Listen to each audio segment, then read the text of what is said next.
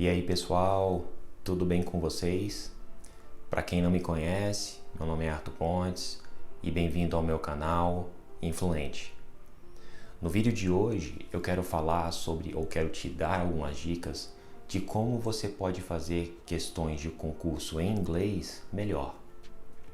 Mas antes disso, eu queria pedir para você já deixar o seu like, porque quando você faz isso, esse vídeo ele consegue chegar a um número maior de pessoas e isso aí vai me ajudar bastante.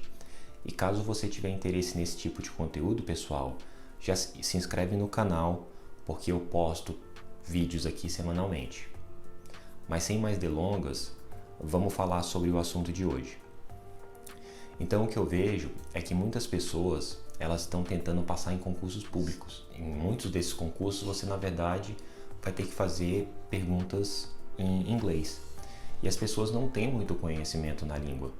E às vezes elas se sentem intimidadas de fazer um concurso quando tem inglês. Mas aqui eu vou te dar algumas diquinhas para que você diminua a sua ansiedade e consiga responder essas perguntas melhores. A primeira dica, pessoal, que eu posso dar para vocês é não leia o texto inicialmente. Vá para as perguntas e veja quais perguntas você consegue responder sem precisar ler o texto. Dependendo da banca da prova que você está fazendo, você consegue responder praticamente 90% das questões sem precisar ler o texto. Isso é interessante porque imagine o seguinte, você tem um conhecimento até razoável de inglês, mas quando você começa a ler um texto dessas provas e eles são feitos para te intimidar, você percebe que você não sabe muitas das palavras do texto. Quando você lê um texto assim, você vai fazer as perguntas, você já se sente fragilizado. Pode até saber que você pode até saber a resposta de uma determinada pergunta, mas quando você lê um texto e começa a duvidar do seu conhecimento em inglês, a probabilidade de você errar a questão é muito alta. Então, pessoal, sempre passe para as perguntas, veja o que você pode responder e depois, se sobrar uma ou duas perguntas, você vai lá e lê o texto para responder essas perguntas aí, beleza? A segunda diquinha de hoje que eu posso dar para vocês, pessoal, é saiba conjunções. As conjunções, elas são elementos gramaticais que são utilizados em geral para conectar determinadas ideias. E existem três tipos principais de conjunções em inglês. Existem as adversativas, que elas geralmente dão uma ideia contrária, como por exemplo o but, o however, o although. Todas essas significam mais ou menos o nosso mas e o nosso porém. E você precisa saber utilizar essas conjunções, porque um tipo de pergunta que eu sempre vejo nessas provas é falando para você substituir uma conjunção pela outra. Um outro tipo de conjunção que a gente vê bastante são as aditivas. Aditivas te dão a ideia de adicionar uma nova ideia. Alguns exemplos de conjunções aditivas são o and, o in addition, o moreover e assim sucessivamente. E o último tipo de conjunção, pessoal, que eles pedem bastante são as conjunções conclusivas, que te dão uma ideia de conclusão. Alguns exemplos desse tipo de conjunção em inglês seria o therefore, o thus e assim sucessivamente. Então você precisa saber essas conjunções para você fazer substituições delas na prova.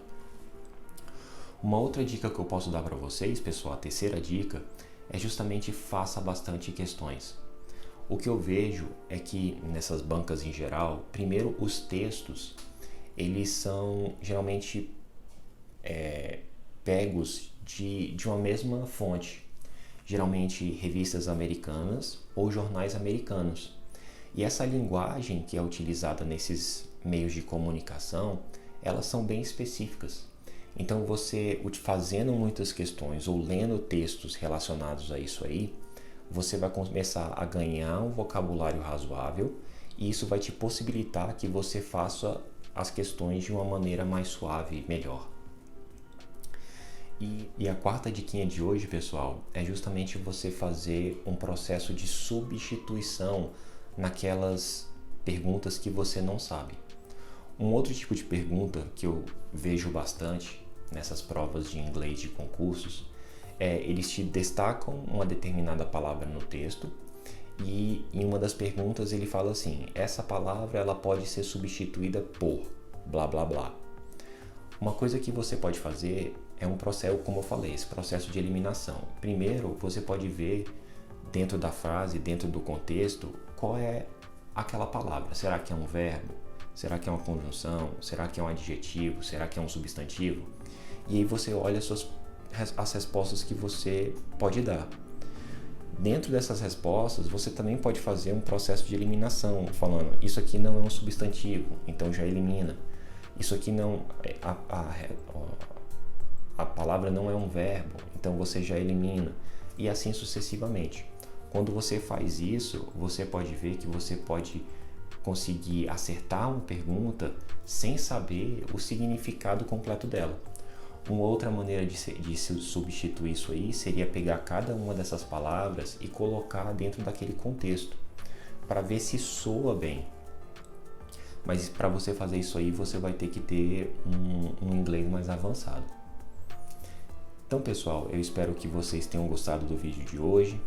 Caso você tenha interesse nesse tipo de conteúdo, já se inscreve no canal, deixa o seu like para me ajudar a espalhar esse vídeo para um número maior de pessoas.